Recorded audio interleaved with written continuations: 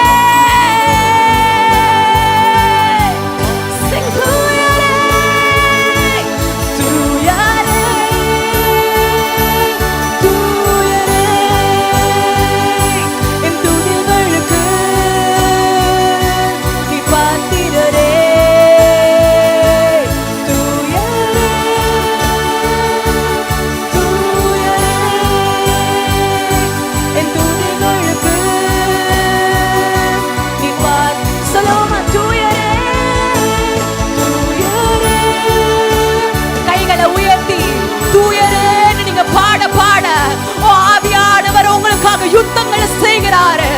நீங்க பாட பாட உங்களுக்காக ஒரு வெற்றி கொடியை எழுப்புகிறாரு. அவர் நாமத்தை சொல்லி அவரை உயர்த்துவோமா? வாய்களை திறந்து ஸ்தோத்திரப்படி செய்கிறவர்கள் சத்தத்தை உயர்த்தி தூயரே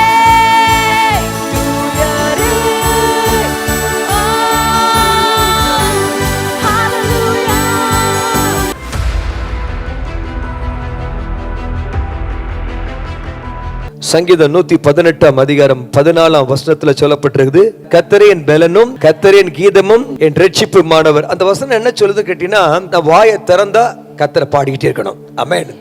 கர்த்தரே என் கீதமும் கர்த்தரே என்னுடைய ரட்சிப்புமானவர்.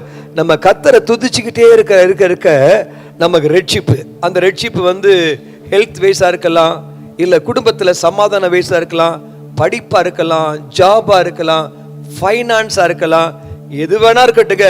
கர்த்தரை உங்க வாயில சங்கீர்த்தனம் பண்ணிக்கிட்டே இருக்கும் பொழுது, அவர் துதிச்சுக்கிட்டே இருக்கும் பொழுது என்ன நடக்கும் கேட்டீங்கன்னா, அவர் உங்கள் சுற்றிலுமாக ஒரு ரட்சிப்பை நிச்சயமாய் கட்டளையிடுவார். ஆமென். இன்றைக்கு உங்களுக்கு கொடுக்கப்படுற இந்த செய்தி, நம்ம இந்த மாதம் கர்த்தரை எக்காலத்திலும் துதிப்பேன், அவர் துதி என் வாயில். ஆமே, இதுல ஒரு பெரிய ஒரு ஆழமான ஒரு பெரிய ரகசியம் இருக்குங்க. இப்ப நம்ம கர்த்தரை நம்ம வாயில வச்சு நான் துதிப்பதனால நமக்கு என்ன நடக்குது அப்படின்னு கேட்டீங்கன்னா, கர்த்தர் ஒரு பாட்டு சொல்லுது, அவர் எந்த சங்கீதமானவர், பெலனுள்ள கோட்டையுமா, ஜீவனின் அதிபதி. சரி, கவனிங்க. இந்த இடத்துல இருக்க அத்தனை பேருக்கும் எல்லாருடைய லைஃப்லயும் நீங்க இயற்கைக்கு அப்பாற்பட்ட அளவுக்கு ஏதோ நம்ம அழுத்திக்கிட்டு இருக்குது. சரிங்களா? நம்ம யுத்தத்துல தான் வாழ்ந்துகிட்டு இருக்கிறோம். ஒரு மனுஷனா பிறந்தாலே யுத்தம் இருக்குதுங்க. அது ரட்சிக்கப்பட்டவனுக்கு ரட்சிப்பை பாதுகாக்க, விசுவாசத்தை பாதுகாக்க, நம்ம கொடுக்கப்பட்ட வரங்களை பாதுகாக்க, சபையை பாதுகாக்க பலவிதமான யுத்தங்கள் இருக்குது. அந்த யுத்தத்துலலாம் பயங்கர சக்சஸை, வெற்றியை பெற நம்ம பயங்கரமா நான் மேடல் நிற்கிறேன் அப்படின்னா, பலதரப்பட்ட எண்ணங்கள், பலதரப்பட்ட சதிகள், பலதரப்பட்ட யுத்தங்கள், பிசாசு பயன்படுத்துகிற எண்ணங்கள் எல்லாம் அப்படி மேற்கொள்வதற்கு தேவையான ஒரே காரியம், கர்த்தரை என் வாயிலை துதிக்க தான். அவர் தான் எனக்கு ரட்சிப்புமானவர். ஆமென், ஆமென். ஆகையால் உங்கள் கண்ணுக்கு தெரிஞ்ச ஒரு யுத்தம் நடக்கலாம், கண்ணுக்கு தெரியாத யுத்தம் நடக்கலாம், எதுவா இருந்தாலும் சரி, கர்த்தருடைய ஆவியானவர் உனக்கு விடுதலை தர வேணும்னா அவர் நீ பாட பாட பாட பாட கர்த்தர் உங்களுக்கு விடுதலை கட்டளையிடுவார். ஆமென். சோ இந்த மாதம் எப்படிப்பட்ட மாதமா இருக்குமா? கர்த்தரே என்னுடைய கீதமும் என் ரட்சிப்புமானவர், அவரை எக்காலத்திலும் அவரை துதிப்பேன், அவர் துதி என் வாயிலே இருப்பதாக. ஒரு ஆமென் சொல்லுங்க. இந்த மாசத்துல இதை நம்ம செஞ்சு பார்க்க போறோம். கர்த்தருடைய ஆவியானவர் அனுக்கிரகம் செய்வாராக. ஒரு ஆமென் சொல்லுங்களேன். இந்த மாதத்தை டெடிகேட் பண்ணினோம். வாயை திறந்தா கர்த்தருடைய வசன பாடல், கர்த்தருடைய நாமத்தை உயர்த்தும் பாடல், கர்த்தரை உயர்த்தும் பாடலை பாட பாட பாட எல்லா விதமான பிரச்சனைகள், அவரை உயர்த்த எல்லா பிரச்சனைகள் கீழே போகும். நான் அநேக சமயங்களில் நான் சபையை எப்படி மாற்ற விரும்புகிறேன் அப்படின்னா, பைபிளில் எப்படி கர்த்தர் பாட சொல்கிறாரோ அப்படிதான் மாற்ற வேண்டும் என்று விரும்புகிறேன். நேற்றெல்லாம் மக்கள் வந்து கையை தட்டி வெடிக்கிற அளவுக்கு பாடுனாங்க. பாடும் பொழுது என்ன நடந்துச்சுன்னா, கர்த்தரை துதிச்சு பாடும் பொழுது டெலிவரன்ஸ் வந்துட்டே இருந்துச்சு. அதை எல்லா மக்களும் வந்து என்று சொல்லிட்டு போனாங்க. அப்போ நான் ஏன் இந்த சபையை ஆண்டவரின் கையில் கொடுத்துருக்காருமா, எல்லாருடைய வாய்களையும் திறந்து சத்தமா துதிச்சு பாட பாட பாட பாட உங்களுக்கு மாத்திரமல்ல, உங்க பக்கத்தில் இருக்க 3 பேருக்கு டெலிவரன்ஸ் வரும். சபையே கத்த ஆண்டவர் உயர்த்த ஆரம்பிப்பார். கத்தரை உயர்த்தும் பொழுது அநேக ஜனங்களை கத்தர் இழுத்துக் கொள்வார். ஆமென் சொல்லுங்களேன். ஆமென். இப்ப பாருங்க, இந்த பாடல் எங்கிருந்து வந்துச்சு? எனக்கு காலையில யோசித்து பார்த்தேன், இந்த பாடல் எங்கிருந்து வந்துச்சு, இந்த ஐடியா எங்கிருந்து வந்துச்சு அப்படின்னு பார்த்தீங்கன்னா, பரலோகத்தில் 3 டிபார்ட்மெண்ட் இருக்குது. எல்லாருக்குமே தெரிஞ்சது தான். மிகாவேல் வந்து ஒரு 3 டிபார்ட்மெண்ட். இப்போ நம்ம கவர்மெண்ட்லாம் பல டிபார்ட்மெண்ட் போட்டு ஒன்றும் ஒழுங்காக செய்ய முடியாமல் திணறிட்டு இருக்காங்க, சரிங்களா? ஆனால் பரலோகத்தில் 3 டிபார்ட்மெண்ட் தான். முதல் டிபார்ட்மெண்ட் பேர் லூசிஃபர், அதுக்கு தலைவராக இருக்கிற அந்த டிபார்ட்மெண்ட்டுக்கு பேர் என்னன்னா ஆராதனை. ஆமென். இந்த ஆராதனையை, துதி பாடல்களை உருவாக்குனதே பரலோகம்தான். ஆமென். ஆண்டவர் பரலோகம் எப்படிப்பட்டதா இருக்குன்னு கேட்டீங்கன்னா, பரலோகத்தில் எப்பயுமே அந்த தூதர்கள் அத்தனை பேரையும் கர்த்தர் சிருஷ்டித்தார். சிருஷ்டிக்கப்பட்ட நாள்ல நாதஸ்வரம், மேல வாத்தியங்கள் எல்லாத்தையும் கர்த்தர் சிருஷ்டித்தார். எசேக்கியேல் 28ஆம் அதிகாரத்தில் 13-14 வசனத்தை நீங்க வாசித்து பார்த்தீங்கன்னா, அந்த லூசிஃபர் தான் அந்த ஆராதனை கூடாரத்துக்கு ஹெட்டா இருக்கான். அவன் கீழே கோடிக்கணக்கான தூதர்கள் இருக்காங்க. அந்த தூதர்களுடைய வேலையெல்லாம் என்ன தெரியுமா? அவங்க எல்லாம் வந்து கேருபீன்களாய் காணப்பட்டாங்க. கேருபீன்கள் என்ன பண்றாங்க தெரியுமா? தேவனுடைய சிங்காசனத்தில் மத்தியில் அமர்ந்திருக்கிற தேவரீர் பரிசுத்தர் பரிசுத்தர் என்று ஓயாமல் துதிக்க துதிக்க துதிக்கக்கூடிய அந்த துதிப்பதற்காக அவங்க அபிஷேகம் பண்ணப்பட்டார். பக்கத்துல சொல்லுங்களேன், நீங்க துதிப்பதற்காக அபிஷேகம் பண்ணப்பட்டீங்க. அந்த லூசிஃபர் விழுந்து போயிட்டான். கவனிங்க, அந்த லூசிஃபர் விழுந்து போயிட்டான். அவனோ சேர்ந்த தூதர்கள்லாம் விழுந்து போயிட்டாங்க. அங்க வந்து அந்த பரலோகத்துல வந்து எப்படிப்பட்ட ஆராதனை இருந்துச்சுன்னு வச்சுங்களேன், இங்க இருக்கக்கூடிய எல்லா இன்ஸ்ட்ருமெண்ட்டை காட்டிலும் ஒரு பயங்கர ஹை டெக்னாலஜி உள்ள இன்ஸ்ட்ருமெண்ட் தான் பரலோகத்துல இருந்துச்சு. அது மாத்திரம் இல்ல, பரலோகத்துல ஒவ்வொரு செகண்டும் ஆயிரக்கணக்கான புது புது பாடல்கள், திறமையான பாடல்கள், திறமையான இசைகள்ல பாடி பாடி பரலோகத்தையே பரவசமாகக்கூடிய ஒரு சூழ்நிலையை தான் அந்த கூடாரம் இருந்துச்சு. அந்த லூசிஃபர் விழுந்து போன உடனே ஆண்டவர் அந்த இடத்தை நிரப்புவதற்காக கர்த்தர் வேற யாரையும் தெரிந்து கொள்ள, சபையாகிய உங்களையும் என்னையும் தான் கர்த்தர் அந்த இடத்தை நிரப்புவதற்காக கர்த்தர் உங்களை தெரிந்து கொண்டார். ஆமென் சொல்லுங்களேன். ஆமென். துதிகளை சபைக்குள்ள ஏறெடுக்கும் பொழுது அங்கு இருக்கிறத விட ஆண்டவர் உங்க நடுவுல வாசம் பண்றத அவர் பிரியமா இருக்கிறாரா? ஆண்டவர் பாடலை விரும்புகிறார், ஆண்டவர் துதியை விரும்புகிறார், ஆண்டவர் மியூசிக்கை விரும்புகிறார். ஆண்டவர் தான் இந்த உருவாக்கினார். இதெல்லாம் பிசாசு பயன்படுத்திட்டு இருக்கிறார். ஆனாலும் கர்த்தருடைய ஆவியானவர் நம்மை கர்த்தரை துதிக்கும் பொழுது பரலோகமே இறங்கி வரும். பரலோகத்தை இறக்கக்கூடிய ஒரே காரியம் கர்த்தரை துதிக்க துதிக்க துதிக்க துதிக்க துதிக்க பரலோகம் இறங்கி வரும். ஆமென். ஹல்லேலூயா சொல்லுங்களேன். அநேக டெத்துக்கு நான் போயிருக்கிறேன். ஒரு டெத்தை நான் பார்த்தேன்னு வச்சுக்கிறேன். அந்த டெத்தை பார்க்கும் பொழுது நல்லா தெரியும், இவன் நல்ல வாயை திறந்து வாழ்க்கையில் பரலோகத்தை தான் வாழ்க்கையில் அனுபவிச்சிருக்காரு. அப்படி அனுபவிச்சதுனால இந்த பழக்கப்பட்ட தூதர்கள் என்ன செய்யறாங்க, அந்த இடத்துல வந்திருப்பாங்க. சில இடத்துல பார்த்தீங்கன்னா அங்கே தூதர்கள் இருக்க மாட்டாங்க, பேய்க்கு தான் சுற்றிக்கிட்டு இருக்கோம். ஆனால் ஏன் தெரியுமா, இவர் ஏற்கனவே வாயும் திறக்கக்கூடிய ஊமை, வாயெல்லாம் கட்டப்பட்டிருக்கோம். ஆண்டவர் ஊமையின் ஆவியை துரத்தினான்னா ஊமை கிடையாது, அவனுக்கு வந்து வேற ஏதோ வியாதி இருந்துச்சு. ஆனா என்ன துரத்தாரு தெரியுமா? செவிட்டு ஊமையும் உள்ள ஆவியன்னு துரத்தினான். அதை துரத்தினதுக்கு அப்புறம் அவன் சுகமாயிட்டான்னு போட்டிருக்குது. உன் வாயை திறந்து பாடக்கூடாது. நல்ல இறுக்கமா எரால்ரேட்டை போட்டு நல்லா கட்டி வச்சிருப்பான். ஆனா நீங்க உடைச்சுக்கிட்டு நீங்க வாயை திறந்து பொத்துக்கிட்டு பாடுனா கர்த்தருடைய ஆவியானவர் உங்க வாழ்க்கையில மிகப்பெரிய அற்புதங்களை கர்த்தர் செய்ய வல்லவர். பிசாசு திட்டமே உங்க வாயை திறக்கூடாது. பாட பாட பாட அந்த இடத்தையும் அந்த ஜனங்களையும் பிசாசு ஆளுகை செய்ய பார்க்கிறான். எந்த இடத்துல கர்த்தரை துதிக்கிற துதி இருக்குதோ அந்த இடம் கர்த்தருக்கு சொந்தமாகும். எந்த இடத்துல கர்த்தரை துதிக்க துதி இருக்குமோ அந்த இடத்துல பாதாளமானது தோற்கடிக்கப்படும். எந்த இடத்துல கர்த்தரை துதிக்க துதி இருக்குமோ அந்த இடம் பரலோகமாவே மாறும். கத்திதவர் ஆமென் சொல்லுங்களேன். கர்த்தர் நல்லவர். வேதத்தில் நீங்க வாசித்து பார்த்தீங்கன்னா யோபு 38ஆம் அதிகாரத்தில் எடுத்துக்கொள்ளுங்கள். யோபு 38ஆம் அதிகாரம் 4ஆம் வசனத்தை வாசி. நான் பூமியை அஸ்திபார போடுகிற போது நீ எங்கே இருந்தாய்? யோபு பார்த்து பேசுறாரு. நீ அறிவாளியானால் அதை அறிவி. 7ஆம் வசனத்தை வாசிங்க. அப்பொழுது எப்ப பூமியை அஸ்திபாரம் போடும்போது எங்க இருந்தாய்? அப்பொழுது பூமியை சிருஷ்டிக்கப்படும் போது வானம் பூமி நட்சத்திரங்கள் இதெல்லாம் சிருஷ்டிக்கப்படுற நேரத்துல நீ எங்க இருந்த? அப்பொழுது விடியற் காலத்து நட்சத்திரங்கள் ஏகமா பாடி, அப்பயே பாட்டு. இப்ப அந்த அஸ்ட்ராலஜிஸ்ட் அந்த வான மண்டலத்தை ஆராய்ச்சி பண்ணும் பொழுது ஒவ்வொரு நட்சத்திரங்களும் ரொம்ப அழகான ஸ்கேல்ல அப்படி ஹம் பண்ணி பாடுறத அதை ரெக்கார்ட் பண்ணி கொண்டு வந்து போட்டிருந்தாங்க. அதை நான் பார்த்தேன். அழகான குரல்ல ஒரு நட்சத்திரம் பாடுதான், இன்னொரு நட்சத்திரம் அதை அப்படியே செயினா பாடிட்டு இருக்காங்க. நட்சத்திரங்கள் ஏகமாய் பாடி தேவபுத்திரர்கள் தூதர்கள் தேவபுத்திரர்கள் எல்லாரும் கெம்பீரித்தார்கள். கைகள் தட்டி ஒரு ஆமென். உங்கள் லைஃப்ல ஏதோ ஒன்று சிருஷ்டிக்கப்படணும்னு ஆசைப்பட்டா இததான் நம்ம செய்யணும். ஏகமாய் பாடி கர்த்தரை கெம்பீரிக்க கர்த்தருடைய ஆவியானவர் என்னமோ ஒண்ணு கர்த்தர் சிருஷ்டிக்க செய்வார். ஹல்லேலூயா. வெளிப்படுத்தல் 19ஆம் அதிகாரத்துல 1ஆம் வசனம் அல்லேலூயான்னு சொல்லக்கூடிய ஒரு பெரிய கூட்டம். அப்படியே பரலோகம் எப்படி இருக்குது? பக்கத்துல திரும்பி சொல்லுங்க, பரலோகம் எப்படி இருக்குது? கேளுங்க, பரலோகம் எப்படி இருக்குது? அப்ப பரலோகத்தினுடைய சாயல் தான் நம்ம அந்த பூமியில கொண்டாட போறோம். பரலோகத்தில் எப்படிப்பட்ட ஆராதனை இருக்குதோ அதான் நம்ம பூமியில செய்ய முடியாது கர்த்தர் அழைத்திருக்கிறார். ஆமென். பரலோகத்தினுடைய சாயல், பரலோகத்தினுடைய ஆராதனையில ஒரு பகுதி வெளிப்படுத்தல் 19ஆம் அதிகாரத்துல 1ஆம் வசனம். இவைகளுக்கு பின்பாக பரலோகத்திலே திரளான ஜனக்கூட்டம் இடுகிற ஆரவாரத்தை கேட்டேன். அவர்கள் ஆரவாரம்னா என்னது? ஹல்லேலூயா ஹல்லேலூயா. இப்படி செய்வா ஹல்லேலூயா அப்படி செஞ்சிருப்பாங்களா? எங்க செஞ்சு பாருங்க. உனக்கு ஸ்ட்ரென்த் வேணும், உனக்கு விடுதலை வேணும், உனக்கு ஆசீர்வாதம் வேணும்னா பரலோகத்துல செய்யப்படுகிறபடியே செய்ய ஆரம்பிங்க. ரெனால்ட் பாங்கே 3 அல்லேலூயா தான். 10 லட்சம் மக்கள் கூடி இருப்பாங்க.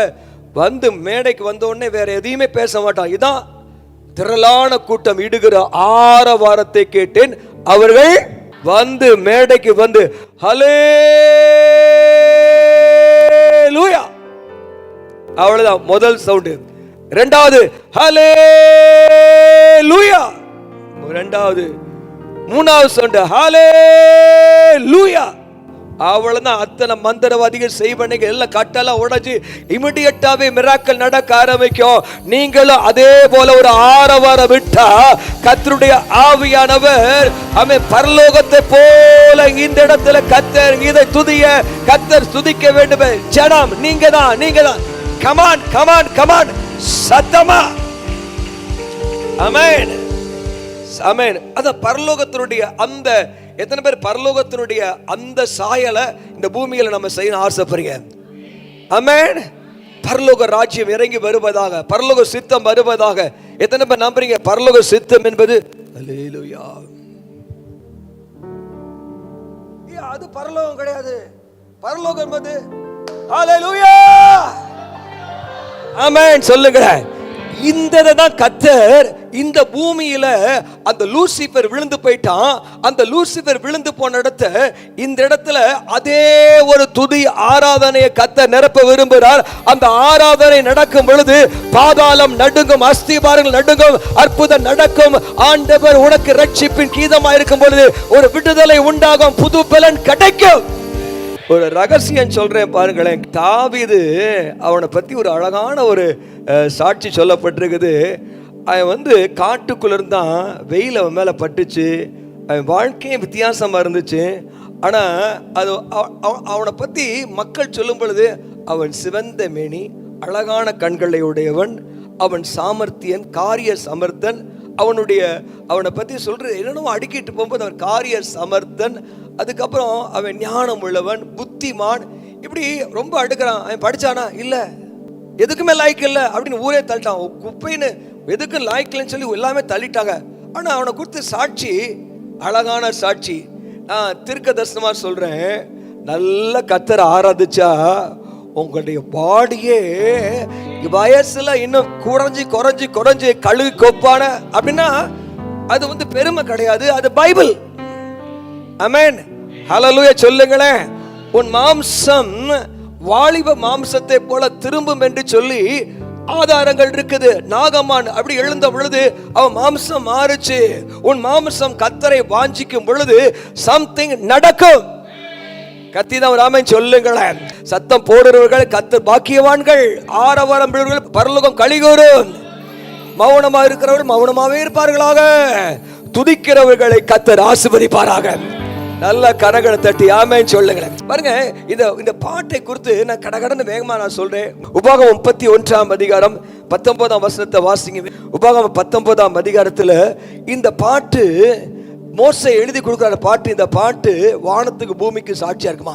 அப்ப நம்ம பாடுற பாட்டு ஆகாய மண்டலத்துல போய் கலக்கும் பொழுது ஆகாய மண்டலத்தில் எத்தனையோ விதமான இச்சையான பாட்டுகள், பில்லிச்சூனிய பாட்டுகள், மந்திர பாட்டுகள், எத்தனையோ பாடல்கள் சத்தம். பாட்டு வாயை திறந்து பாடிட்டா, வாயை திறந்து சொல்லிட்டா அது எங்கேயோ இருக்கு.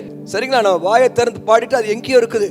ஆனா அங்க பார்த்தீங்கன்னா பயங்கரமான ஒரு தீய சக்திகள் நடுவுல நீங்க பாட பாட பாட பாட வானமும் பூமியும் உனக்கு சாட்சியாய் மாறும். உங்க பாட்டு பக்கத்துல உங்க பாட்டு கர்த்தரை துதிக்க துதிக்கி வானமே சாட்சியா இருக்கும்.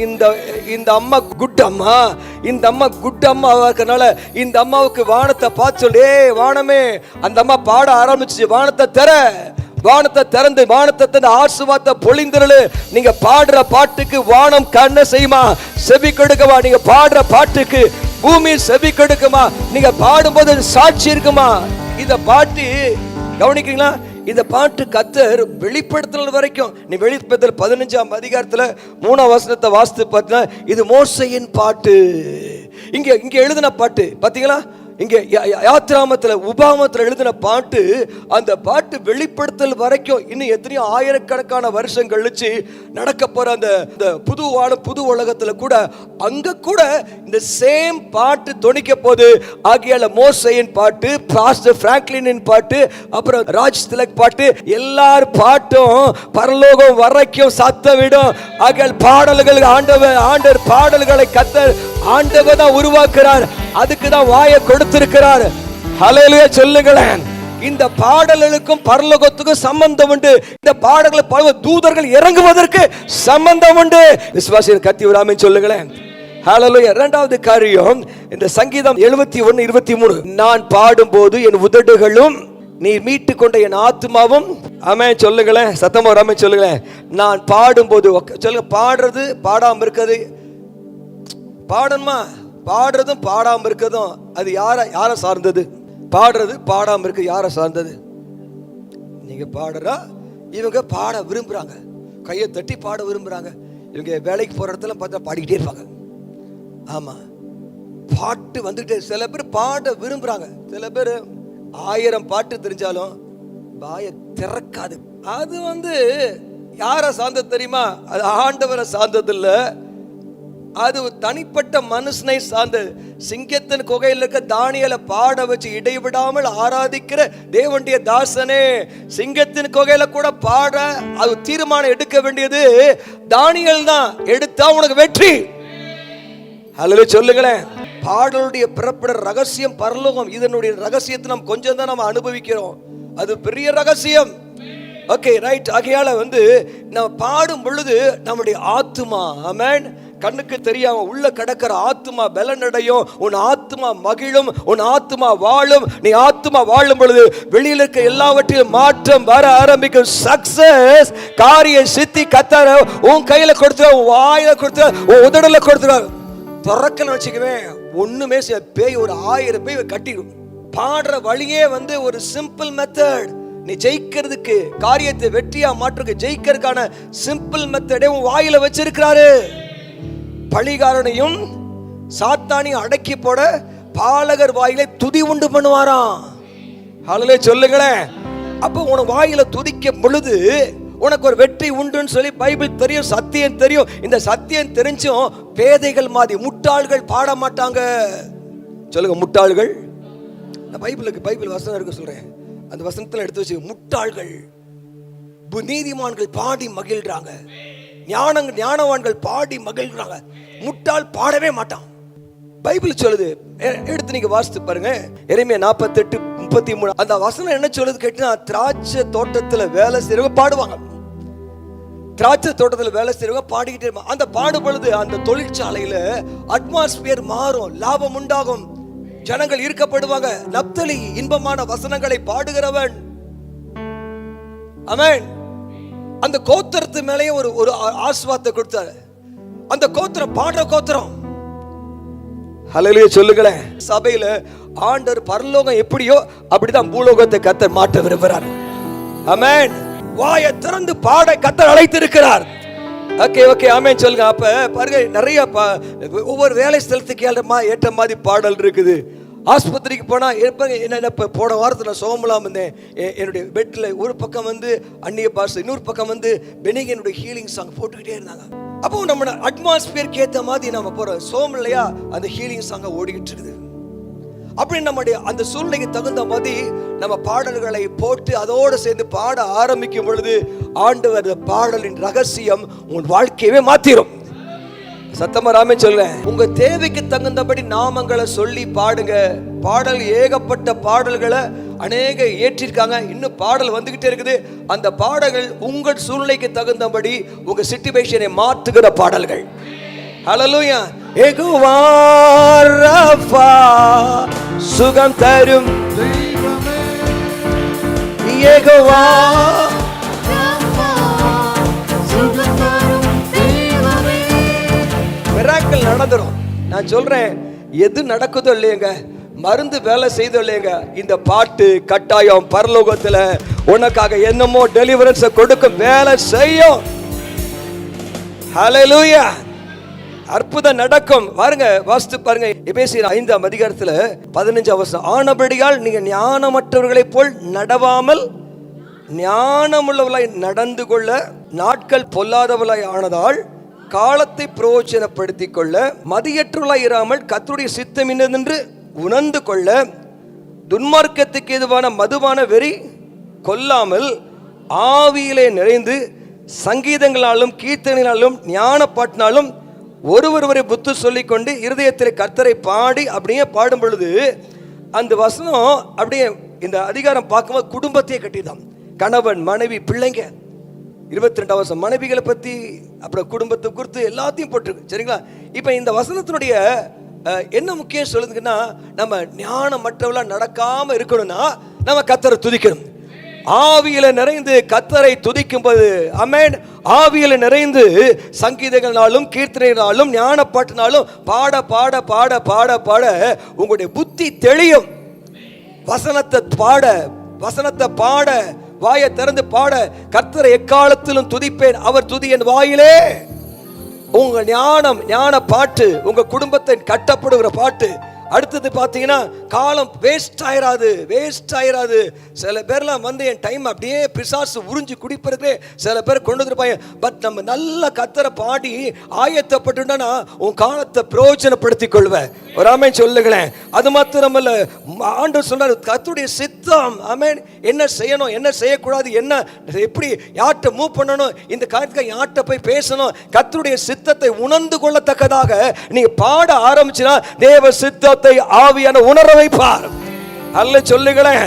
அப்புறம் பாட பாடிக்கிட்டே இருந்தான்னு வச்சுங்களேன். பாடும்பொழுது கர்த்தரை துதிச்சுக்கிட்டே இருந்தானா அவன் ஆவியிலே நிறைந்திருக்கிறான். கரங்களை தட்டி கர்த்தரை மகிமைப்படுத்தும் உற்சாகத்தோட கூட சத்தமா ஆமென் சொல்லுமா. 1 கொரிந்தியர் 14ஆம் அதிகாரம் 15ஆம் வசனத்துல, நான் ஆவியோடு பாடுவேன் கருத்தோடும் பாடுவேன். ஆவியோடு பாடும்போது பக்தி விருத்தி அடையும். நீங்க அந்நிய பாஷையில பேசும் பொழுது உங்களுடைய உங்க சரீரத்தில் எப்படி ஸ்ட்ரென்த் இன்க்ரீஸ் ஆகுதோ அதே போல அந்நிய பாஷை பேசும் பொழுது உங்க ஆவி பக்தி விருத்தி அடையும், சோர்வுகள் நீங்கும், பயம் நீங்கும், உங்க வாழ்க்கையில மறுபடியும் புது பலன் அடைவீர்கள். ஹல்லேலூயா சொல்லுங்களேன். சங்கீதம் 40:3, தேவனை துதிக்கும் புது பாட்டை அவர் என் வாயிலே கொடுத்தார். எல்லாம் கேளுங்க. தேவனை துதிக்கும் புது பாட்டை வாயில கர்த்தர் கொடுத்தார், வாயில பாட்டை கொடுத்தாரு. அநேகர் அதை கண்டு பயந்து கர்த்தரை நம்புவார்கள். ரட்சிக்கப்படுறதுக்கு முன்னால ஃபுல்லா பாட்டெல்லாம், என் பாட்டை கேட்டீங்கன்னா, ஆமா இன்னைக்கு அது ஏன்டா நான் பாடி இப்ப வெக்கமா இருக்கு, அவ்வளோ பாட்டு எல்லாம் அசிங்கமான பாட்டு, சினிமா பாட்டா பாடு. ஆனால் ரட்சிக்கப்பட்டதுக்கு அப்புறம் என் வாயில கர்த்தரை துதிக்கிற புது பாட்டா வந்துச்சு. என் ஃப்ரெண்ட்ஸ் எல்லாம் பார்த்தாங்க, பார்த்து என்னமோ நடந்துருச்சு அப்படின்னு ஆண்டவரை பயந்து என்னை கண்டு என் வாயில வரக்கூடிய பாட்டை கண்டு என்ன செஞ்சாங்க தெரியுமா? பாட்டை என் வாயில பாடுற பாட்டை கண்டு பயந்து கர்த்தரை விசுவாசித்தாங்க. என் வாயில பாடுற பாட்டு அநேக மக்களை காத்துமா ஆதாயம் செய்ய வச்சுச்சு. நீங்க பாடிட்டே இருக்கும் பொழுது உங்களை பார்க்கிறவங்க கர்த்தரை நம்புவார்கள். சொல்லுங்க, பக்கத்தில் சொல்லுங்க, உங்க உதடு ஆமா அசையணும், புறா மாதிரி அப்படியே அப்படி அசைஞ்சுக்கிட்டே இருக்கணும். உங்க உதடுகள், மீட்டு கொண்ட உதடுகள், ரட்சிக்கப்பட்ட உதடுகள் பாடும். சொல்லுங்க, ரட்சிக்கப்பட்ட உதடுகள். இல்லாட்டா செவிட்டு ஊமை ஆவி கட்டிடுச்சுன்னா பாடாது. சொல்லுங்க, நல்ல நல்ல உதடுகள் திறக்கும். உங்க உள்ளத்துல ரட்சிக்கப்பட்டுட்டா உங்க பாட்டு, இதை பாட்டு ஒரு ஆமென் சொல்லுங்க. நீ துதிக்கிறத பார்த்து அநேகர் உன்னை கண்டு கர்த்தருக்கு பயந்து கர்த்தரை சொந்த ரட்சகரை ஏற்றுக்கொள்வாங்க. தெருவே மாறும். கைகளை தட்டி இதெல்லாம் பார்த்தா நல்ல கரங்களை உற்சாகம் பார்த்தேன். சங்கீதம் 32:7 நீர் எனக்கு மறைவிடமாய் இருக்கிறீர், என்னை நீர் இக்கட்டுகளுக்கு விலக்கி காத்து, எல்லாம் சொல்லுங்க, இரட்சணிய பாடல்கள் என்னை சூழ்ந்து கொள்ளும்படி செய்வீர். அப்படின்னா அதுக்கு முந்தின வசனங்கள்லாம் பார்த்தீங்கன்னா சில பயங்கரமான ஒரு சத்துருடைய யுத்தம், சத்துருடைய பெரிய ஒரு திட்டம். அந்த திட்டத்தின் மத்தியிலே கர்த்தர் நமக்கு மறைவிடமா இருக்கிறாராம். கர்த்தர் மறைவிடமா இருக்கிறதும் ஒண்ணுதான். உன்னை சூழ்ந்து பாடலா வந்துகிட்டே இருக்குதா? இரட்சணிய பாடல்கள், விடுதலையின் பாடல்கள் உன் வாயை திறந்தா வந்துகிட்டே இருக்குதா? வந்துகிட்டே இருந்தா நான் உனக்கு தெளிவா சொல்றேன், உன் சத்துருக்கள் தோற்கடிக்கப்பட்டிருவாங்க. உன் வாயை திறந்து நீ பாடப்படுற இரட்சணிய பாடல் என்னை சூழ்ந்து கொள்ளும்படி செய்வீர். இரட்சணிய பாடல, விடுதலையின் பாடல்கள். அப்போஸ்தலனாகிய பவுலும் சீலாவும் பார்த்தீங்கன்னா அவன் பாட ஆரம்பிக்கிறான். அவங்க பாட அஸ்தி பாரங்கள் அசைந்தது. பல பேருடைய வாழ்க்கையில பயங்கரமா செய்வன பில்லிச்சுனி அஸ்தி பாரங்களும் வந்திருப்பாங்க.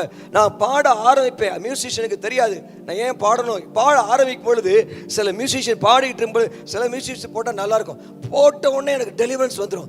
அப்ப டெலிவரன்ஸ் உனக்கு வரும். கர்த்தரே நீர் எனக்கு மறைவிடமா இருக்கிறீர், இக்கட்டுகளுக்கு விலக்கி காத்து, இரட்சணிய பாடல்கள். பக்கத்தில் சொல்ல இரட்சணிய பாடல்.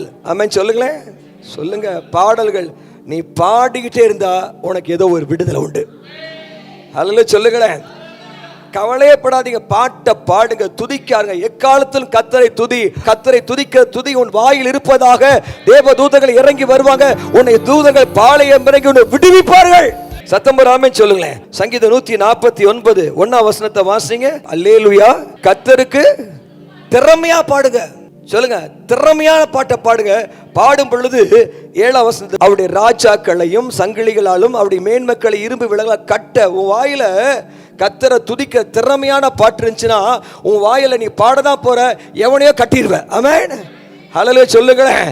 உன் துன்மார்க்கனை கட்டுவ, எதிரிகளை கட்டுவ, ராஜாக்களை கட்டுகிற ஒரு சங்கிலி, ஒரு கண்ணுக்கு தெரியாத சங்கிலி உன் வாயில் இருக்குது. நீ பாட துன்மார்க்குடைய சங்கிலியை, துன்மார்க்குடைய வாயை கட்டுவ, அவனுடைய கையை கட்டுவ, அவன் உனக்கு விரோதமா எழும்புனா கட்டக்கூடிய வல்லமை உன் வாயில இருக்கு. புரிஞ்சவளை கத்தி விடாம சொல்லுங்களேன். மேன்மக்கள் இரும்பு விலங்களால் கட்டவும் எழுதப்பட்ட நியாய தீர்ப்பை. ஆமா, ஆண்டவருடைய தீர்ப்பு தெரியுமா? பூமி, வானமும் பூமியும் கர்த்தருடையது. எனக்கு ரொம்ப ஆசை, 40 வார்டுலையும் நம்ம மக்களுக்கு சொந்த வீடு கட்டணும், அந்த இடத்துல ஆராதனை பண்ணணும். ஆராதனை பண்ணும்போது அந்த ஏரியாவில் குடியிருக்கிற எகிப்து தேவர்கள் மேல கர்த்தர் நீதியை சரி கட்டுவார். ஒரு ஆமென் சொல்லுங்களேன். எல்லாரும் நான் சொல்லும்போது கத்தி ஒரு ஆமென் சொல்லுங்க. 40 ஏரியாலையும் தாம்பரத்தையே நம்ம ஜனங்கள் சொந்த வீட்டால நிரப்பி கர்த்தரை துதிக்கும் பொழுது நியாய தீர்ப்ப எகிப்து தேவர்கள் மேல் தீர்ப்பு சொல்லுகிற அதிகாரம் வாயில இருக்குது. ஆமென் சொல்லுங்களேன். தாம்பரத்தில் இருக்கக்கூடிய தேவர்கள் மேல் தீர்ப்பு சொல்லுகிற அதிகாரத்தை கர்த்தர் வாயில வச்சிருக்கிறாரு. வாயில வச்சிருக்க இந்த கணம் 9ஆம் வசனத்தை 9 இந்த கணம் அவருடைய பரிசுத்தவான்கள் யாவருக்கு உண்டாவதாக. ஆமென். கவனிங்க, இதெல்லாம் ரொம்ப ஆச்சரியமான கடைசி ஒரு வசனத்தை மட்டும் நான் சொல்லி முடிக்க விரும்புகிறேன். சகரியா 2:10-11 வாசிங்க. எல்லாம் பக்கத்தில் தெரியும். சியோன் குமாரத்தியே. ஆனா இருந்தாலும் பெண்ணா இருந்தாலும் நமக்கு ஒரு பேர் வச்சிருக்கிற கர்த்தர். என்ன பேரு? சியோன் குமாரத்தியே. எப்படி? கர்த்தரை கம்பீரித்து பாடு. இதோ நான் வந்து உன் நடுவிலே வாசம் பண்ணுவேன். கர்த்தர் உனக்கு சொல்ற வார்த்தை, சியோன் குமாரத்தியே, சத்தமிட்டு ஆர்ப்பரித்து ஆரவாரம் பண்ணி கம்பீரமா பாடு. நானே வந்து பரலோகத்தை விட்டு நான் வந்து உன் நடுவுல வாசம் பண்ணுவேன் என்று கர்த்தர் சொல்லுகிறார். எத்தனை பேர் கர்த்தர் சொல்றது அப்படி நடக்கும் நம்புறீங்க? நீங்க கம்பீரமா எப்படி பாடணுமா? கம்பீரமா ஒரு ஆமென் சொல்லுங்களேன். சியோன் குமாரத்தியே, கம்பீரமாய் பாடு. அல்லேலூயா. நீ என்ன சிச்சுவேஷன் இருந்தாலும் பரவாயில்ல, நீ கம்பீரமா பாடு. நான் உன் நடுவுல வந்து வாசம் பண்ணுவேன் என்று கர்த்தர் சொல்லுகிறார். கர்த்தர் சொல்லுகிறார். ஓகே 11 வாசிங்க. அந்நாளிலே அநேகம் ஜாதிகள் கர்த்தரை சார்ந்து என் ஜனமாவார்கள், நான் உன் நடுவிலே வாசமாயிருப்பேன். சூப்பர். சத்தமா ஆமென் சொல்லுங்களேன். இன்னைக்கு நமக்கு சபைக்கு தேவை அநேக ஜாதிகள், அநேக மக்கள், அநேக ஆத்துமாக்கள் எல்லா இடத்துல இருந்து வரணும். தாம்பரத்துல முழுசுமா எல்லா இடத்துல இருந்து ஜாதிகள் வரணும். ஜாதிகள் வருவதற்கு கர்த்தர் நம்ம ஜாதிகளை நம் பக்கத்துல சேர்த்துக் கொள்வதற்கு கர்த்தர் கொடுக்கிற திட்டம். சீயோன் குமாரத்தியே, கர்த்தரை கம்பீரமாய் பாடு. சங்கீதம் 118:15 வாசிங்க. நீதிமான்களுடைய கூடாரங்களில் கர்த்தருடைய வலது கரம் உனக்காகவும் குடும்பத்துக்காக யுத்தம் நடக்கணும். யோசபாத் கம்பீரமா பாடுனா, யுத்தத்தின் வேளையில கம்பீரமா பாடுனா. ஒரு அந்நிய பாஷைகளை பேசி ஒரு 10 பாட்டு கம்பீரமா பாடு. கர்த்தர் உன் கூடாரத்துக்குள் வந்து வாசம் பண்ணுவார். கர்த்தருடைய வலது கரம் உனக்கு பராக்கிரமம் செய்யும். உன் குடும்பத்துக்குள்ள நீதிமானுடைய கூடாரத்துல உச்சிதமான பொருட்களை கர்த்தர் கொடுப்பார். உன்னுடைய வாயில உன் குடும்பம், உன் கூடாரம் அற்புதம் நடக்கணும். உன் கூடாரத்துல அற்புதம் நடக்கணும். உன் கூடாரத்துல கர்த்தர் உனக்கு யுத்தம் செய்யணும். அப்படின்னா உன் கூடாரத்துல கம்பீர சத்தத்தை அறிந்த ஜனங்கள் பாக்கியவான்கள்.